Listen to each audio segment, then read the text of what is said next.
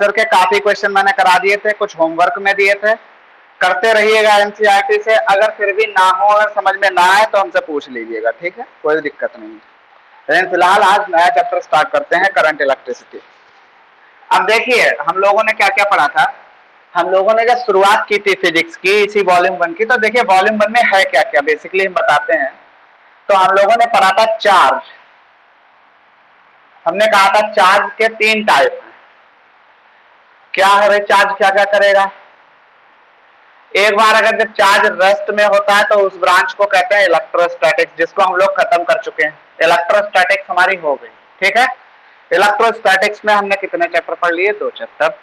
कि कौन कौन से, एक पहला जिसमें इलेक्ट्रिक फील्ड है और कूलॉम्स लॉ है, गॉस थ्योरम वगैरह है, ठीक है। दूसरा जो चैप्टर पढ़ा वो हमने पढ़ा कैपेसिटर और इलेक्ट्रिक पोटेंशियल। कैपेसिटर के बारे में पढ़ा था, इलेक्ट्रिक पोटेंशियल के बारे में। तब तो चार्ज किसमें था, रेस्ट में, यानी चार्ज की जो वेलोसिटी थी यहाँ क्या थी, 0। अब चार्ज मोशन में है। अब चार्ज क्या है, मोशन में, लेकिन वेलोसिटी कैसी है, कांस्टेंट। कांस्टेंट बोले तो यूनिफॉर्म वेलोसिटी चार्ज की। अब चार्ज चलेगा लेकिन जो है कांस्टेंट स्पीड से जो है मूव करेगा। जब कांस्टेंट स्पीड से मूव करेगा चार्ज, तो इसको हम कहते हैं करंट इलेक्ट्रिसिटी। क्या कहते हैं, करंट इलेक्ट्रिसिटी।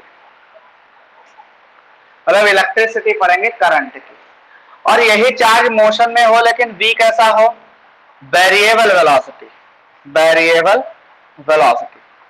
जब भाई चार्ज जो है वेरिएबल वेलोसिटी से मूव करने लगता है, जिसकी वेलोसिटी बार बार वेरी कर रही है, तो मैग्नेटिज्म प्रोड्यूस हो जाता है। क्या हो जाता है, मैग्नेटिज्म। तो ये पूरी बुक जो है इन 3 सेक्शन में डिवाइड है। आपने एक सेक्शन जो है वो कंप्लीट कर लिया। दूसरा सेक्शन, ये चैप्टर लेंथी है, लगेंगे कम से कम 20-25-20 दिन।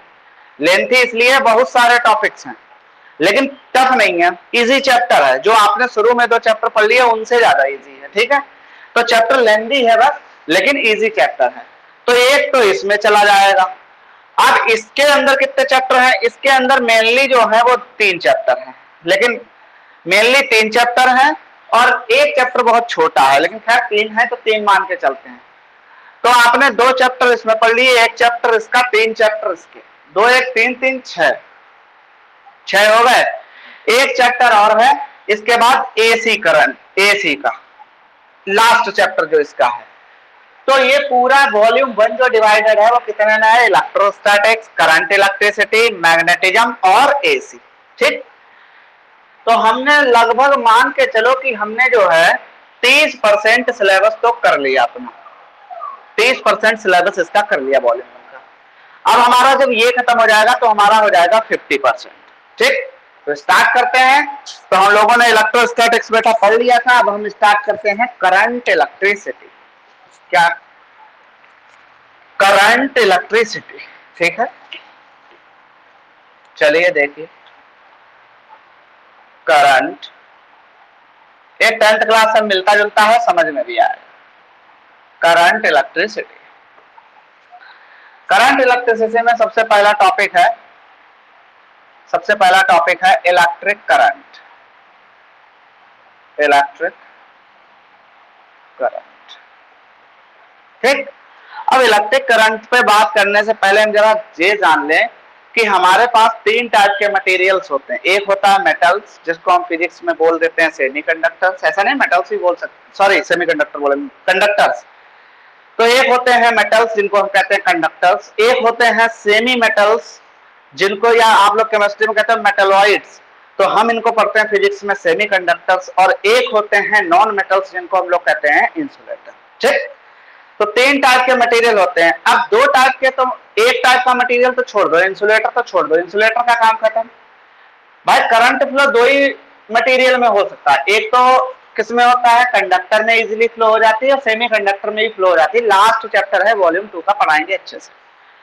तो बेसिकली हम बात करते हैं कि इलेक्ट्रिक करंट क्या होती है। इलेक्ट्रिक करंट क्या है, the rate of flow of charge in a wire. किसी भी वायर में अगर जो चार्ज फ्लो हो रहा है उसका टाइम के साथ कितना चार्ज जो फ्लो हो रहा है, उसी को हम कहते हैं इलेक्ट्रिक करंट। तो एक तरीके से कहा जाए कि भाई पर सेकेंड कितना चार्ज फ्लो हो गया, पर यूनिट टाइम कितना चार्ज फ्लो हो गया, बात एक ही है। तो 1 सेकेंड में फ्लो होने वाले चार्ज को कहां से फ्लो होगा? किसी भी कंडक्टर से, उसी को कहते हैं इलेक्ट्रिक करंट। तो बेसिकली हेडिंग डाल ली है, तो लिखेंगे it is defined as the rate of flow of charge in a conductor, in a conductor. ठीक है। अच्छा भाई, कंडक्टर में क्या होता है? कंडक्टर की पहचान क्या है? आपने कंडक्टर की डेफिनेशन पढ़ी है, the material which are free electrons that are called conductors. तो कंडक्टर में फ्री इलेक्ट्रॉन्स होते हैं, तो यानी क्या मूव कर रहे होंगे उसके अंदर? इलेक्ट्रॉन्स मूव कर रहे हैं। इलेक्ट्रॉन के पास भी तो चार्ज होता है, कितना होता है? इलेक्ट्रॉन का चार्ज होता है माइनस का ई, इलेक्ट्रॉन का ये चार्ज होता है। तो इलेक्ट्रॉन का चार्ज भी तो फ्लो हो रहा है, लेकिन हम क्या देखते हैं? हम इलेक्ट्रिक करंट में देखते हैं पॉजिटिव चार्ज फ्लो होने की डायरेक्शन को। ठीक है। तो फिलहाल अभी इतनी बात करते हैं, इलेक्ट्रिक करंट किसे कहते हैं? It is defined the rate of flow of charge in a conductor. तो अगर हम एवरेज करंट की बात करें, आई एवरेज, तो क्या आती है? Total charge upon total time. ठीक। लेकिन अगर हम कहें इंस्टैन्टेनियस करंट क्या होती? Instantaneous instantaneous instantaneous current. तो इंस्टैन्टेनियस करंट वो होती है एट एनी इंस्टेंट। हम कहते हैं कंडक्टर में इस सेकेंड में इस टाइम में कौन सी कितनी करंट फ्लो हो रही है। तो एट इंस्टेंट जो करंट होती है, इंस्टैन्टेनियस करंट होती है जनरली, तो वो क्या होती है? Limit delta T towards zero. मतलब जब टाइम बहुत इंस्टेंट का मतलब होता है बहुत छोटा टाइम है, स्मॉल टाइम, तो जीरो की तरफ टेंड हो रहा है। और delta Q upon delta T, delta Q is the total charge flow, ठीक, delta T is the total time. ठीक। तो ये हमारी क्या हो गई? एवरेज वैल्यू हो गई। क्या हो गई? एवरेज वैल्यू हो गई। तो ये हमारा बन जाता I equal to D Q by D t. This is the instantaneous current. Electric current की डेफिनेशन हो गई। अब लिखेंगे यूनिट क्या होती है भाई? यूनिट क्या होती है? एम्पियर होती है unit. Ampere is the unit. और डायमेंशन तो आप जानते हैं, एम्पियर को क्या लिखते हैं? ए लिखते हैं। ठीक है। चलिए इतना नोट कर लीजिए बेटा जल्दी जल्दी, फिर डायरेक्शन के बारे में बात करते हैं।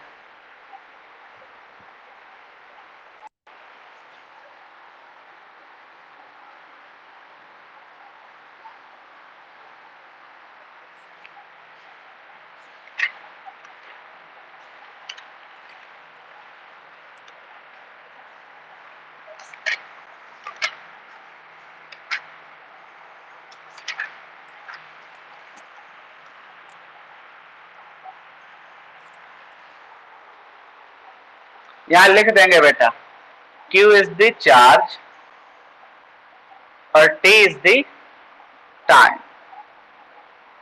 ऐसा लिखते हैं।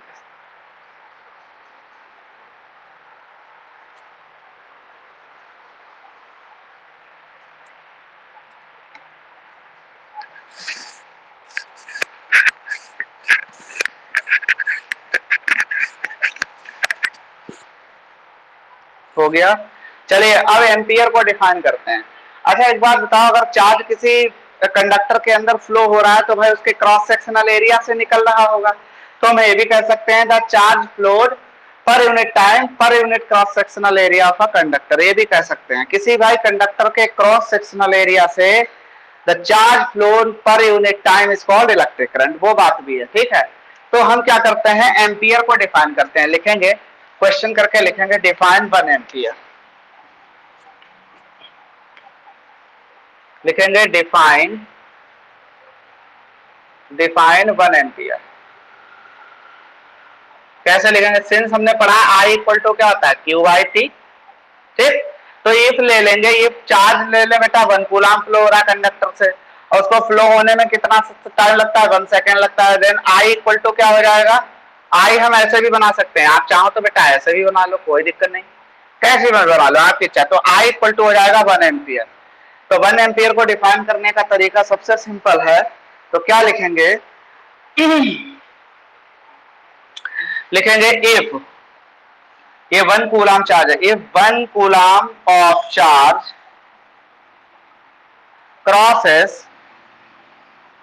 crosses an area in 1 second in a conductor, this is called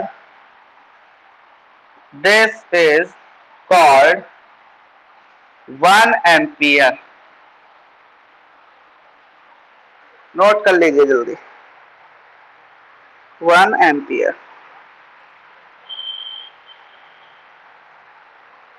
तो उस एरिया, जैसे मान लीजिए बेटा, जैसे मान लीजिए ये कंडक्टर है हमारा, ठीक। अब यहां से बहुत सारे चार्ज जा रहे हैं, बहुत सारे चार्ज जा रहे हैं, बहुत सारे चार्ज जा रहे हैं। तो मान लो ये क्रॉस सेक्शनल एरिया हो गया। क्रॉस सेक्शनल एरिया क्या होता है? ये होता है। ऐसे बहुत सारे क्रॉस सेक्शनल एरिया होंगे जगह जगह पे। तो ये जो चार्ज है, मान लो जो यहां से चार्ज जा रहा है, उसने इसको क्रॉस करने में जितना टाइम लगा, ठीक है, इस चार्ज को क्रॉस करने में, क्रॉस सेक्शनल एरिया को क्रॉस करने में जितना टाइम लगाएगा, दैट विल बी 1 एम्पियर, ठीक है। तो सीधी सी बात है, 1 कूलाम का चार्ज जब एंटर करेगा, क्रॉस सेक्शनल एरिया को पार करेगा, तो करंट कितनी हो जाएगी? 1 एम्पियर हो जाएगी, लेकिन 1 सेकेंड में, ठीक है। अगर इसको क्रॉस करने में 1 सेकेंड लगता है, यहां से यहां तक, यहां से एंटर किया, यहां तक निकला, इसको टाइम लगा 1 सेकेंड, चार्ज है 1 कूलाम, तो जो करंट इससे फ्लो हो रही बेटा, वो होगी 1 एम्पियर। सीधी सी बात है, ऐसे समझो। इतना छाप लीजिए, डायग्राम का मतलब था समझाना आपको। हो गया? चलिए ठीक है। चलिए अब बात करते हैं direction of current. Direction of current. अब देखिए डायरेक्शन ऑफ करंट क्या होती है। मान लीजिए हमने एक कंडक्टर लिया, तो बेटा देखो कंडक्टर में होता क्या है, कंडक्टर में रैंडमली ओरिएंटेड इलेक्ट्रॉन्स होते हैं। कंडक्टर के अंदर होते हैं फ्री इलेक्ट्रॉन्स, और फ्री इलेक्ट्रॉन्स को जब तक बेटा एनर्जी नहीं दी जाती है, तब तक वो अपनी मनमानी डायरेक्शन में घूमते रहते हैं कंडक्टर के अंदर। कोई कहता है मैं इधर जाऊंगा, कोई कहता है मैं इधर जाऊंगा, कोई इधर जंप कर रहा है, कोई उधर जंप कर रहा है।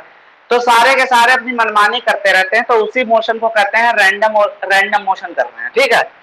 और जैसे ही बेटा इनको किसी एक बैटरी से जोड़ा जाता है, बैटरी का मतलब सप्लाई से जोड़ दिया गया, मान लीजिए ये प्लस माइनस है, बी वोल्टेज की बैटरी है। तो जैसे ही इस कंडक्टर को कनेक्ट किया गया किसी वोल्टेज से, वोल्टेज सप्लाई से, तो इसके जो इलेक्ट्रॉन है बेटा, वो क्या होने लगते हैं? वो भागने लगते हैं किधर? Towards the positive terminal. ये भागने लगते हैं टुवर्ड्स द पॉजिटिव टर्मिनल, ठीक। अगर पॉजिटिव टर्मिनल की तरफ इलेक्ट्रॉन आएंगे तो पॉजिटिव चार्ज किधर जाएगा? उधर। हालांकि पॉजिटिव चार्ज मूव नहीं करता है, तो इलेक्ट्रॉन का मूवमेंट ही ऐसा लगा देता है। जैसे मान लीजिए बेटा यहाँ पे इलेक्ट्रॉन था, यहाँ पे इलेक्ट्रॉन था, अब यहां से वो गया तो यहाँ पे कैसा चार्ज हो गया? यहाँ पे पॉजिटिव हो गया। अब यहाँ पे आ गया इलेक्ट्रॉन, यहाँ से यहाँ गया तो यहाँ पे कैसा चार्ज हो गया? पॉजिटिव चार्ज हो गया। अब यहाँ से यहाँ गया तो कैसा चार्ज हो गया? ऐसा। तो घूम रहा है इलेक्ट्रॉन, चल रहा है इलेक्ट्रॉन, लेकिन हमको क्या लग रहा है? पॉजिटिव चार्ज भी चल रहा है, हम ऐसा मान लेते हैं, लेकिन पॉजिटिव चार्ज कभी चलता नहीं है। इलेक्ट्रॉन की खाली वैकेंसी को कहते हैं पॉजिटिव चार्ज। जहां इलेक्ट्रॉन नहीं है वहां चार्ज कौन सा है? पॉजिटिव चार्ज, ठीक। तो भाई इलेक्ट्रॉन अगर इधर आ रहे हैं तो बेटा इलेक्ट्रॉन कैसे है? निगेटिवली चार्ज पार्टिकल्स, यानी इलेक्ट्रॉन तो यार इधर आ रहे हैं आराम से। इलेक्ट्रॉन किधर आ रहे हैं? इधर से जा रहे हैं आराम से, ठीक। इलेक्ट्रॉन सारे इधर आ रहे हैं। जब इलेक्ट्रॉन इधर आने लगे तो होगा क्या? यहां पे बेटा पॉजिटिव चार्ज इधर से इधर जाएगा, मतलब यहां अगर इलेक्ट्रॉन आने लगे तो निगेटिव चार्ज यहां पे आने लगेगा। जब निगेटिव चार्ज यहां आने लगेगा, निगेटिव चार्ज यहां से जाने लगेगा, तो एक तरीके से हम क्या ये समझेंगे कि पॉजिटिव चार्ज यहां बनने लगेगा और यहां बेटा निगेटिव चार्ज बनने लगेगा। तभी हम कह देते हैं कि जो पॉजिटिव चार्ज है वो किधर फ्लो हो रहा है? फ्रॉम पॉजिटिव से निगेटिव की तरफ जाएगा। तो ये जो डायरेक्शन होती है करंट की जो डायरेक्शन होती है, कन्वेंशनल डायरेक्शन होती है। ये कन्वेंशनल करंट होती है। कन्वेंशनल करंट कौन सी होती है? Due to positive charge. क्या होती है? Due to positive charge. तो ये हो गई हमारी इलेक्ट्रॉनिक करंट। इलेक्ट्रॉनिक करंट क्या होती है? इलेक्ट्रॉन जिधर फ्लो हो रहे हैं वो इलेक्ट्रॉनिक करंट। और ये जो आई हो गई हमारी कन्वेंशनल करंट होती है। ये क्या होती है? Conventional current. कन्वेंशनल का मतलब जिसको हम यूज में लेते हैं। इलेक्ट्रॉनिक करंट से मतलब थोड़ी होता है, ये तो बस दिखाया गया है। तो हमारी डायरेक्शन ऑफ करंट क्या हो गई भाई? डायरेक्शन तो लिखेंगे the current, the conventional current is related to flow of positive charges. Hence the direction of conventional current. बेटा कन्वेंशनल करंट के साथ कंफ्यूज मत होना, ब्रैकेट में लिखे देना, इसी को इलेक्ट्रिक करंट कहते हैं, ठीक है। Electric current is from higher potential यानी from positive terminal to the lower potential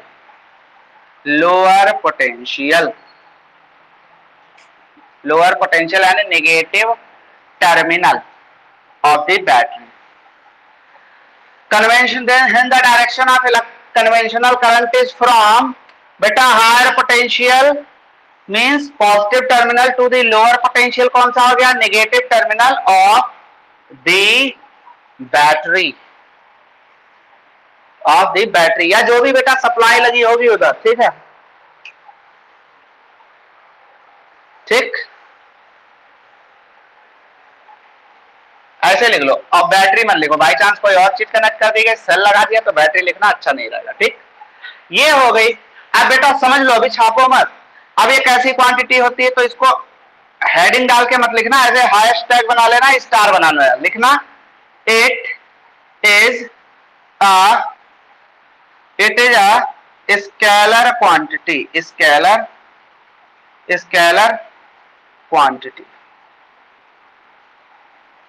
लिखेंगे। इट इज अ टेंसर होती बेटा, अभी बताएंगे टेंसर क्या होती। It is a tensor quantity but treated as scalar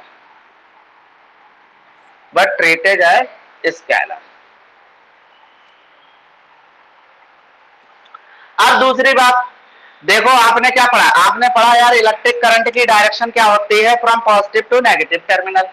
या आप एक बात और कह सकते हैं, भाई ये अगर बैटरी है तो क्या अपना ये इलेक्ट्रिक फील्ड नहीं बनाएगी? बिल्कुल बनाएगी।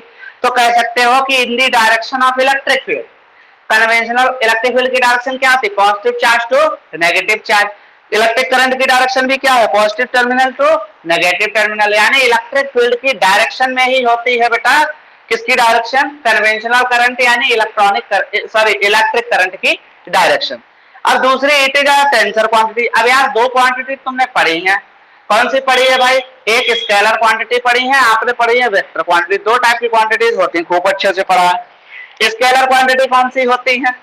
जिनमें भाई मैग्नीट्यूड हो डायरेक्शन ना हो। वेक्टर क्वांटिटी कौन सी होती है? जिनमें मैग्नीट्यूड और डायरेक्शन दोनों हो, जो डायरेक्शन भी हो जिसकी। तो भाई करंट तो वैसे देखा जाए कि कौन सी है, करंट की डायरेक्शन भी है, मैग्नीट्यूड तो हर एक क्वांटिटी का होता है, मात्रा तो कुछ ना कुछ होती होगी। तो करंट को तो वेक्टर क्वांटिटी होना चाहिए। लेकिन होता क्या है बेटा, करंट जो है वो अगर कोई वेक्टर क्वांटिटी बेटा है तो क्या वेक्टर लॉ फॉलो नहीं करेगी? 11th क्लास में पढ़ा होगा वेक्टर एडिशन। आप निकालते थे ऐसे, एक वेक्टर ए बनाते थे, एक वेक्टर बी बनाते थे, और ये इसका रिजल्टेंट होता था R equal to a plus b. ऐसे करते थे नहीं करते थे? तो जो वेक्टर क्वांटिटी होती है बेटा वो वेक्टर एडिशन लॉ फॉलो करती है, लेकिन करंट नहीं फॉलो करती है। ऐसा क्यों? क्योंकि आपने पढ़ा था अगर ये दोनों वेक्टर आपस में थीटा एंगल पे हैं तो इनका जो रिजल्टेंट बेटा आता था वो A square plus B square plus 2ab cos theta. याद करो ये कौन सा है? The law of parallelogram of vector addition. 11th class में अगर थोड़ा सा भी पढ़ाओ थोड़ा याद आ जाएगा, ठीक। अब करंट ना तो स्केलर है भाई, डायरेक्ट स्केलर क्वांटिटी वो है जिनकी डायरेक्शन नहीं है, और वेक्टर वो है जिनमें डायरेक्शन मैग्नीट्यूड दोनों है। तो यार करंट में डायरेक्शन तो है लेकिन फिक्स डायरेक्शन है। फिक्स डायरेक्शन का मतलब क्या है? ऐसा नहीं हो सकता कभी करंट में भाई निगेटिव से पॉजिटिव हो जाए, कभी ऐसा कर सकते हो? नहीं कर सकते। तो यार फिक्स डायरेक्शन होने का मतलब क्या है भाई? क्वांटिटी वेक्टर वो होती हैं जिनकी डायरेक्शन इंडिपेंडेंट हो। जैसे अभी हम है, मान लो अगर वेलोसिटी वेक्टर क्वांटिटी होती है तो यार हमारी वेलोसिटी कभी इधर डायरेक्शन में हो सकती, कभी इधर डायरेक्शन में हो सकती, कोई अदर एक्सटर्नल फैक्टर का फर्क नहीं पड़ना। लेकिन यहाँ क्या है, यहाँ हमेशा फिक्स डायरेक्शन रहेगी। अगर बैटरी उल्टी कर दोगे, प्लस वाला इधर कर दोगे, माइनस वाला इधर कर दोगे, तो यही जो कन्वेंशनल करंट है डायरेक्शन जस्ट अपोजिट हो जाएगी। तो ऐसी क्वांटिटी जो ना तो वेक्टर होती है ना स्केलर होती है, तो ये इनको कहते हैं टेंसर। लेकिन बात सुनो, टेंसर क्वांटिटी, लेकिन हम कहते हैं ये स्केलर की तरह ट्रीट की जाती है। क्या मतलब, अगर कभी भी क्वेश्चन में आए कि करंट कौन सी क्वांटिटी है, और अगर तुमको ऑप्शन दिया है कि स्केलर या वेक्टर, इसके अलावा कुछ और बवाल दिया है, टेंसर नहीं दिया है, तब तो आप हमेशा स्केलर मारेंगे। लेकिन अगर कभी ऑप्शन में दे दिया आपको कि वेक्टर, टेंसर, स्केलर, तो भैया आप स्केलर नहीं मारेंगे, आप टेंसर क्वांटिटी मारेंगे। ठीक है, याद रखिएगा इस चीज को। Current is a tensor. Generally teacher आपसे यही कहेंगे कि स्केलर क्वांटिटी होती, क्यों? उसका रीजन है, वो तुमको वेक्टर लॉ सिखाएंगे, वेक्टर एडिशन करके दिखाएंगे, जो कि फॉलो नहीं होता है, तो वो कहेंगे ये स्केलर एडिशन है। स्केलर एडिशन कैसा होता है? जैसे वोल्टेज, पोटेंशियल निकालते थे, हम कहते थे डायपोल के कारण पोटेंशियल निकालो, तो तुम लोग क्या करते थे? कहीं भी निकालना पोटेंशियल को, नेट पोटेंशियल के लिए क्या करते हो? ऐड कर देते हो। This is scalar addition, algebraic sum जिसको बोलते हो।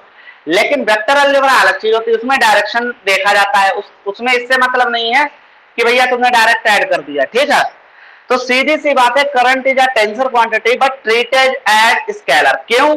इसका रीजन बताता हूं। अभी आप लोग हायर स्टडीज में शायद पता नहीं टेंसर पढ़ोगे नहीं पढ़ोगे यार, नहीं शायद बीटेक उटेक में नहीं होता है, लेकिन मैं बता रहा हूं, टेंसर एक मैट्रिक्स की तरह होता है। टेंसर को पढ़ाया जाता है मैथमेटिक्स में मैट्रिक्स की तरह। तो ऑर्डर होते हैं टेंसर के, ऑर्डर या रैंक, रैंक निकालते हो मैट्रिक्स की, तो आगे पढ़ोगे, अगर नहीं पढ़ा मैथमेटिक्स में पढ़ाया जाएगा 12th क्लास में।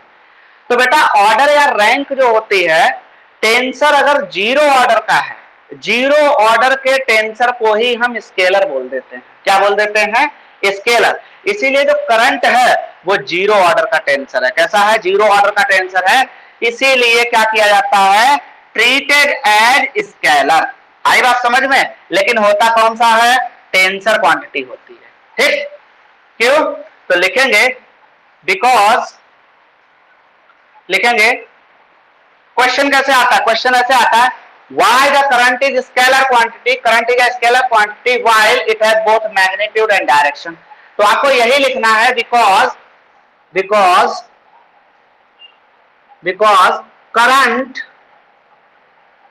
does not follow vector addition। आई बात समझ में? अभी वेक्टर एडिशन करके दिखाता हूं। ठीक है, ये चीज साइड से बना भी लेना आप लोग कहीं भी, जैसे आप लोगों ने खूब पढ़ा था। अभी मैंने लिखा, ये चीज लिखी, आपको पता है।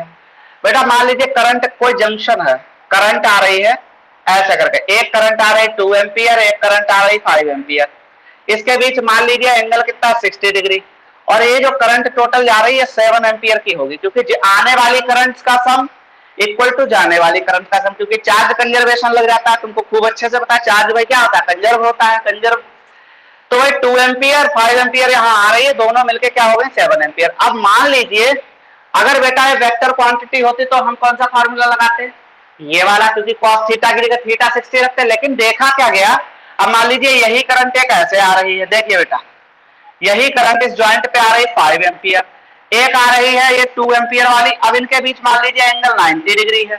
अगर ये वेक्टर एडिशन होता तो वैल्यू बदल जाती, लेकिन हुआ क्या, जो इनका रिजल्टेंट निकला वो वही निकला, कितना? 7 एम्पियर। तो हर हालत में देखा गया कि यार एंगल कुछ भी हो करंट के बीच, हमेशा रिजल्ट सेम आ रहा है। 7 एम्पियर यहाँ आ रही, 7 एम्पियर यहाँ आ रही, आउटकमिंग इनकमिंग के इक्वल होगी। तो यानी जब ऐसा होगा तो क्या होगा? इसी को कहते हैं कि ये वेक्टर एडिशन फॉलो नहीं करती है। That's why current is treated as a scalar quantity but it is a tensor quantity. Tensor quantity होती है, वो ट्रीट की जाती है किसकी तरह है?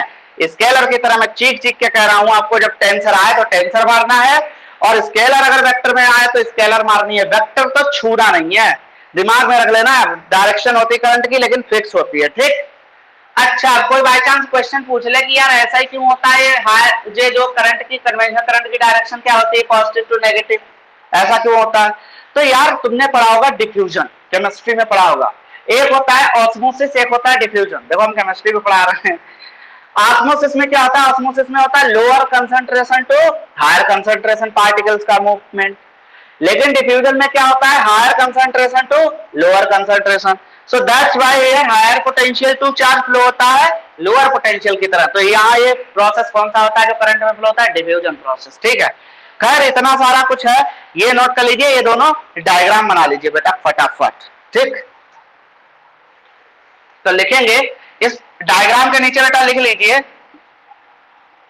स्केलर एडिशन, लिखेंगे ऐसे, ये एडिशन, एडिशन इज स्केलर। ठीक, एडिशन इज स्केलर। अगर वेक्टर होता है बेटा तो फर्क पड़ता है एंगल का, लेकिन कोई फर्क नहीं पड़ा, तो ये चीज नोट मिटा देते हैं, बाकी सारा का सारा छाप लो बेटा।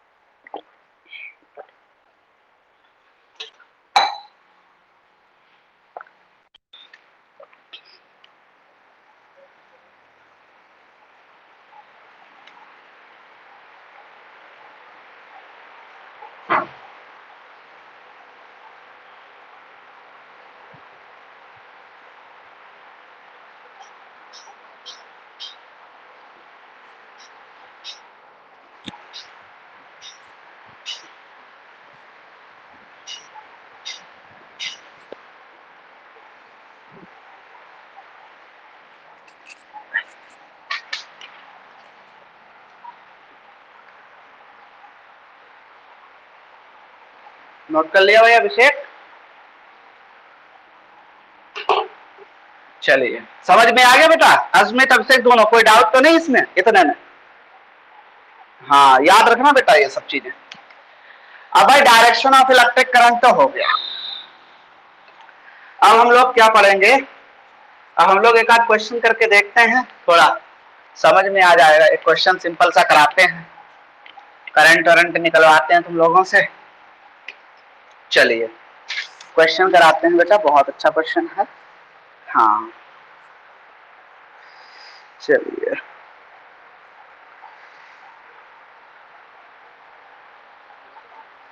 ओके, लिखा है show that 1 ampere is equivalent to the flow of इतना electrons elementary charges per second. तो क्वेश्चन लिख लीजिए साथ साथ में, show that 1 ampere is equivalent to 6.25 into 10 to power 18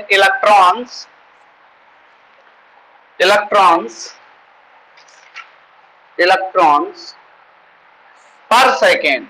बहुत अच्छा है यार, पर सेकेंड। अब देखो भाई इसमें समझो, इसको बड़ा सरल है, सीबीएसई का आया हुआ क्वेश्चन है ये, ऐसे नहीं कराऊंगा फालतू के क्वेश्चन, आप लोग टेंशन मत लीजिए। ठीक, इन्होंने कहा कि आप ये प्रूव करके दिखाइए कि जो 1 एम्पियर है वो इतने इलेक्ट्रॉन्स के इक्वल है पर सेकेंड। तो बड़ा सरल है, अगर बेटा हम क्या करें, नंबर ऑफ इलेक्ट्रॉन्स मतलब हमको क्या करने हैं, निकालने हैं, ये इतनी चीज प्रूव करके लानी है। तो तुमको पता है क्या क्या दिया है, करंट कितनी दी है बेटा, बताओ जल्दी, बोलते जाओ। 1 एम्पियर पर सेकेंड का मतलब टाइम कितना है, 1 सेकेंड। ठीक, अच्छा, अब आपने फॉर्मूला पढ़ा है करंट का, क्या पढ़ा बेटा, सिंस I इक्वल टू पढ़ा है Q बाई T। अब नंबर ऑफ इलेक्ट्रॉन्स निकाल के लाने हैं उतने, इतना प्रूफ करना है हमको। तो आपने फॉर्मूला पढ़ा था Q इक्वल टू यानी पहले में क्वांटाइजेशन ऑफ चार्ज जब पढ़ा था, पहला चैप्टर था इलेक्ट्रोस्टैटिक्स का, ये ऐसे लिख सकते हैं।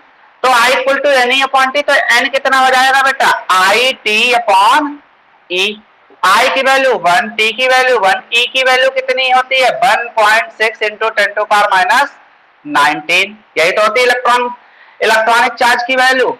मैग्नीट्यूड इतना ही होता है, वैसे माइनस में होता है कूलम, लेकिन हम प्लस में इसलिए लेते हैं न्यूमेरिकल में, ठीक। n इक्वल टू, अब बेटा इसको तुम लोग चाहो कैलकुलेटर से डिवाइड करके देख लेना, इतना ही आएगा, आ गया। ये वैसा ही क्वेश्चन हो गया कि how many number of electrons in one coulomb of charge, तो इतने ही आते हैं, आया ध्यान। अच्छा, वन कूलम क्या हो गया, वन कूलम चार्ज क्या हो गया, क्यू हो गया, और इनने पर सेकंड तो बता दिया, तो एक तरीके से आई क्यू के इक्वल हो गया, क्यू किसके इक्वल हो गया, एन के इक्वल हो गया, इतने ही आते हैं, ठीक। तो this is the solution of this numerical. You showed that the 1 ampere is equivalent to इतने इलेक्ट्रॉन्स पर सेकेंड, तब करंट जो होगी वो 1 एम्पियर होगी, ठीक है। जल्दी से छाप लो बेटा, फिर नेक्स्ट क्वेश्चन एक करा देते हैं।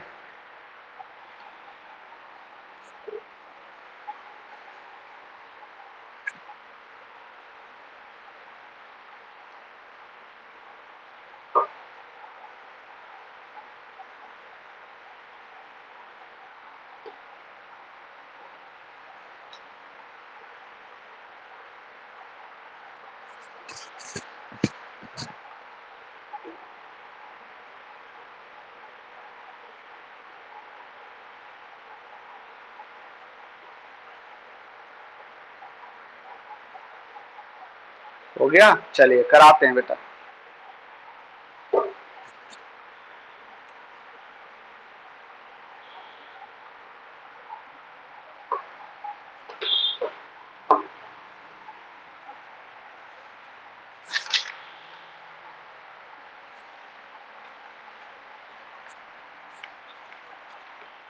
एक बढ़िया क्वेश्चन कराते हैं, सीबीएसई 2015 में आया हुआ है बेटा, कंपार्टमेंट में, सीबीएसई 2015 कंपार्टमेंट में आया हुआ, बहुत अच्छा क्वेश्चन है बेटा। इन्होंने दे दिया है बेटा करंट वर्सेस टाइम का ग्राफ, ठीक है, बहुत अच्छी बात है। क्वेश्चन दिया है आई वर्सेस, मैं आई ऐसे ही लिखता हूं अधिकतर, कैपिटल आई जल्दी बनती नहीं है मुझसे, बन जाती है तो समझ लेना, बात एक ही है। कैपिटल आई बना ले, स्मॉल आई, करंट दोनों लिख सकते हैं, लेकिन अब एक डेरिवेशन कर रहा तो उसमें दो टाइप की आई मत बना देना, एक ही टाइप बनाना। Graph is shown below. चलिए क्या कहा है इन्होंने, इनकी बात सुनते हैं भाई। तो इन्होंने ये कहा है, एक मिनट, ये लोग बहुत डिस्टर्ब करते हैं। अच्छा, लिखा है shows a plot of current through cross section of a wire over a time of 10 second. अच्छा, for t equal to 10 second, ठीक, below over a time of t equal to 10 second. लिखा है find the amount of charge that flows through the wire during this time. Find the amount of charge flowing during this time. During this time. अब graph बनाते हैं।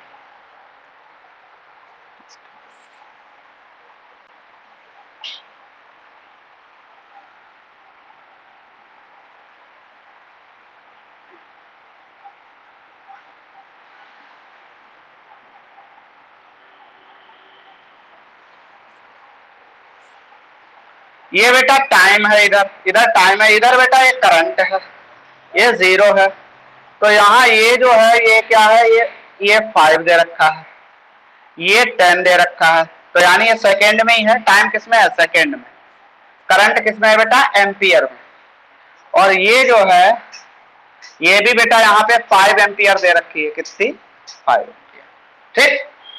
अब उन्होंने कहा है कि find the amount of charge flowing through this time, तो 0 से लेके, यहाँ पे 0 टाइम होगा, 0 से लेके 10 सेकेंड तक कितना चार्ज फ्लो हो गया, इतना निकालना है आपको, ठीक, इतना निकालना। तो बड़ा सरल है, कुछ है नहीं फिलहाल तो, ठीक। अच्छा, निकाल सकते हो नहीं निकाल सकते हो, बताओ जल्दी बताओ, एक बार दिमाग लगाओ कैसे निकलेगा। अच्छा देखो, मैं थोड़ा हिंट देता हूं तुमको। अभी तुमने करंट पढ़ी थी I equal to Q upon T, तो Q इक्वल टू क्या हो जाएगा आई टी। मैं तुम्हें बता रहा इस ग्राफ का एरिया निकाल लो। एरिया अगर निकाल लिया तुमने तो फटाक से आ जाएगा, क्वेश्चन हो जाएगा। एरिया नहीं निकाल पाए तो दिक्कत हो जाएगी। चलो देख लो भाई, लगाओ दिमाग, अब तो निकालो भाईजान।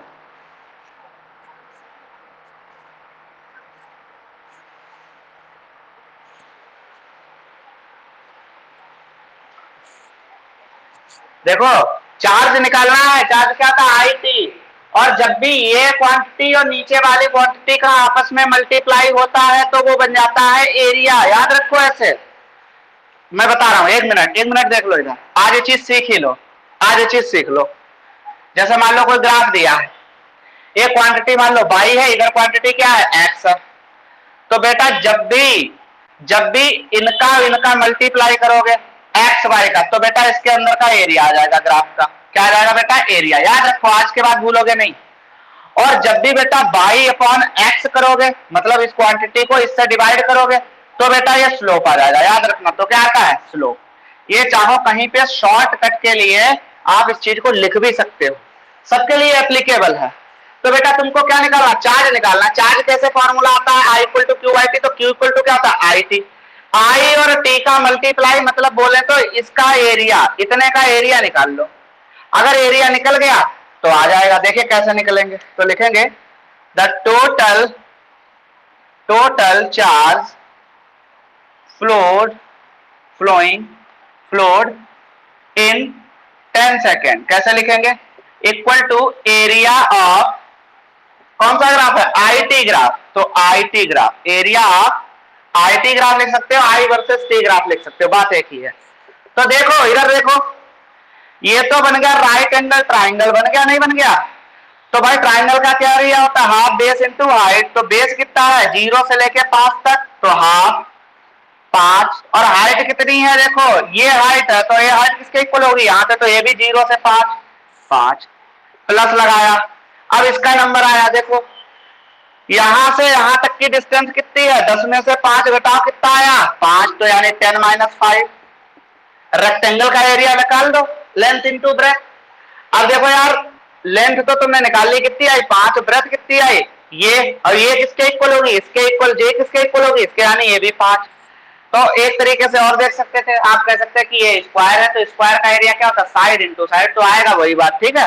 लेकिन हम क्यों करें स्क्वायर माने पहले, क्या पता कहीं रेक्टेंगल निकल आया तो ये साइड ज्यादा हो गई, तो इसलिए क्या आ गया हमारा 25/2 प्लस ये कितना आ गया 5 इंटू 5। तो आंसर हमारा आ गया, टोटल चार्ज को क्यू लिखते हैं, तो क्यू इक्वल टू क्या आ गया, ये तो हो गया 12.5 और ये 25, तो हो गया 37.5 कूलाम। कूलाम होती है इसकी यूनिट। चलिए नोट कर लीजिए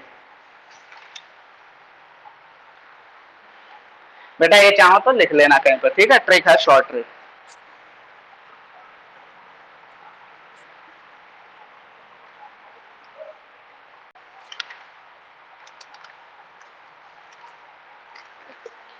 कल ओम्स लॉ पढ़ाएंगे बढ़िया करके, उस पर फिर क्वेश्चन कराएंगे। अभी आज करंट पे क्वेश्चन कर लेते हैं।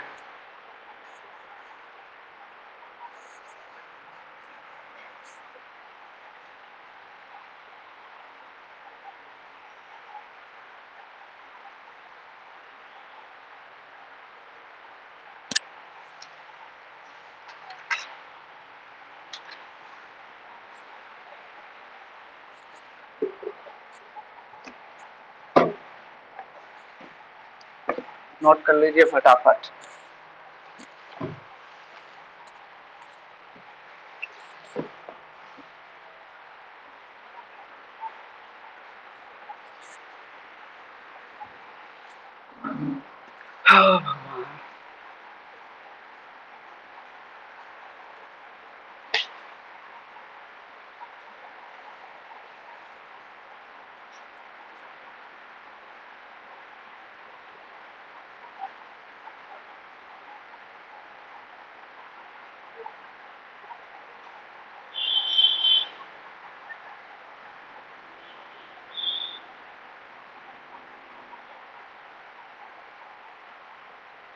लिख लिया अभिषेक, तुम्हारा हो गया? हाँ चलिए, मैं ऊपर का मिटाता हूँ, तब तक बता दीजिएगा जब लिख।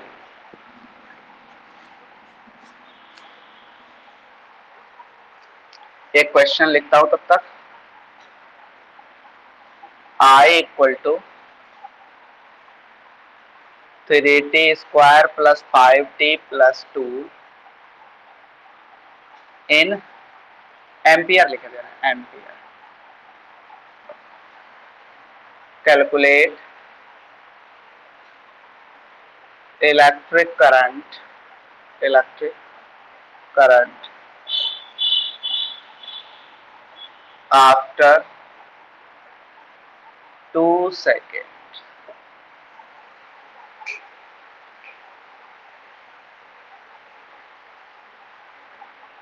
हो गया? चलिए अब देखिए बेटा, एक हमने तुमको ऐसा क्वेश्चन दिया, अभी हमने क्या पढ़ा था बेटा? इंस्टेंटेनियस करंट पढ़ा था। इंस्टेंटेनियस करंट का फॉर्मूला क्या होता है? D Q by D T. क्या होता है बेटा? D Q by D T. Q दिया है, सॉरी चार्ज दिया, D Q by D T होता है। D Q by D T का मतलब क्या होता है? D Q upon D T बोल लो, बाई डी टी बोल लो, वैसे बाई बोलना अच्छा रहता है, ओवर बोलना अच्छा रहता है। डी ओवर डी एक्स पढ़ते हो, D over D Q over D T, ठीक। तो तुमने करंट का फॉर्मूला पढ़ा है, I equal to D Q over D T. इन्होंने कहा है calculate electric current after 2 second. बड़ा सरल है। तो इलेक्ट्रिक करंट कैसे, क्या पूछा है? मतलब इन्हें पूछा कि इंस्टेंटेनियस करंट क्या है, इंस्टेंटेनियस इलेक्ट्रिक करंट का फॉर्मूला लगाना है, ठीक है। क्या होता है? D Q by D T, क्योंकि यहाँ चार्ज कूलाम में नहीं दे रखा है डायरेक्ट, यहाँ चार्ज टाइम का फंक्शन दे रखा है। और जब भी चार्ज टाइम के साथ वेरी कर रहा है तो हम इंस्टेंटेनियस करंट निकालते हैं, ना कि डायरेक्ट एवरेज करंट निकालते हैं, total charge upon total time ना, ठीक। तो हम निकालेंगे सोल्यूशन, देखिए क्या होता है बेटा, लिखेंगे सिंस आई इक्वल टू क्या होता है? D Q by D T, ठीक। I equal to D Q by D T निकालते हैं तो कितना आएगा भाई? आई इक्वल टू, और निकालेंगे कितने पे? टी इक्वल टू 2 सेकेंड पे। कितने पे निकालेंगे? टी इक्वल टू 2 सेकेंड, ऐसा लिख देंगे। D Q by D T का मतलब इसका डिफरेंशिएशन करना टी के रेस्पेक्ट में, यानी 3t square plus D over D T यानी 5t plus D over D T, और ये 2 हो गया, ठीक। तो तुम्हें निकालना है t इक्वल टू 2 सेकेंड पे, ठीक। चलिए इसका करेंगे, कांस्टेंट आ गया बाहर, टी स्क्वायर का हो गया 2t, ये 5 आ गया बाहर, t का हो गया 1, और ये कांस्टेंट है तो इसका हो गया 0 at t equal to 2 second. बेटा चलो हम ऐसे नहीं लिखते तो कंफ्यूज ना हो जाओ, ये बाद में रख लेंगे, कोई दिक्कत नहीं। आई निकाल लेते हैं। आई आ रहा है हमारा कितना? 6t प्लस 5, ये आ गया बेटा। आई की यूनिट क्या होती है? एम्पियर। अब उन्होंने कितने को पूछा? Time t equal to 2 second, तो लिखेंगे at t equal to 2 second. तो आई कितना हो जाएगा बेटा? 6t की जगह रखो 2 प्लस 5, तो कितना आया? 12, 5, तो यहां से आई आ गया आपका बेटा 17 एम्पियर। बोलो आया समझ में? और वैसे अगर लिखते चल रहे थे तो भी कोई दिक्कत नहीं, ऐसे ऐसे लिखते, और जैसे ही इसकी वैल्यू रखते तब वो चीज हट जाती। तो बात एक ही है, कुछ टीचर ऐसे अपने पढ़ा के चलते हैं, हमने तुम्हें इसलिए बता दिया ताकि कंफ्यूज ना हो कि ये क्या, ऐसा तो हम पहली बार देख रहे हैं, ठीक। तो आप ऐसे भी लिखोगे तो कोई गलत नहीं करेगा, काटेगा नहीं। ऐसे निकालना है करंट को, ठीक। एक और क्वेश्चन घर से ऐसे करना दे रहे हैं। Q इक्वल टू दिया है 5t क्यू, माइनस का है 5t माइनस का 3 plus 3t square plus 6t minus 7 coulomb. Calculate I at t equal to 5 second. चलिए ये करके लाएंगे घर से, होमवर्क में ऐसे ही होगा बिल्कुल। तो जब भी चार्ज टाइम का फंक्शन के फॉर्म में दिया हो तो आपको क्या करना है? डिफरेंशिएशन करना है। आज के लिए इतना ही रखते हैं। इलेक्ट्रिक करंट आपका हो गया फिनिश। अब कल स्टार्ट करेंगे ओम्स लॉ, तो कल अच्छे से ओम्स लॉ को पढ़ेंगे। आप लोगों से गुजारिश ये है कि आप लोग हो सके तो 10th क्लास से ओम्स लॉ थोड़ा पढ़ के आइएगा, एनसीईआरटी रखी हुई, तो चीजें अच्छी समझ में आएंगी और थोड़ा फास्ट हो जाता है, जल्दी समझ में आती है, ठीक। तो ठीक है, आज के लिए इतना रखिए, नोट कर लीजिए, बाकी कल मिलते हैं, ठीक है बेटा। हो गया? कोई डाउट अभिषेक, अस्मित? चलो तो फिर नोट कर लो और फिर बता दो, एंड करते हैं, कल मिलते हैं फिर। और बेटा अभिषेक फीस आप अपनी सबमिट कर दो, ठीक है। हाँ, अंकित सर को भेज देना और ज्ञान सर को हमें हमारी भेज देना इधर, क्योंकि मुझे बाद में उनको ट्रांसफर ही करनी पड़ेगी, ठीक है। हाँ चलो ठीक है, नोट कर लिया बेटा सबने? अस्मित कर लिया नोट? चलो ठीक है।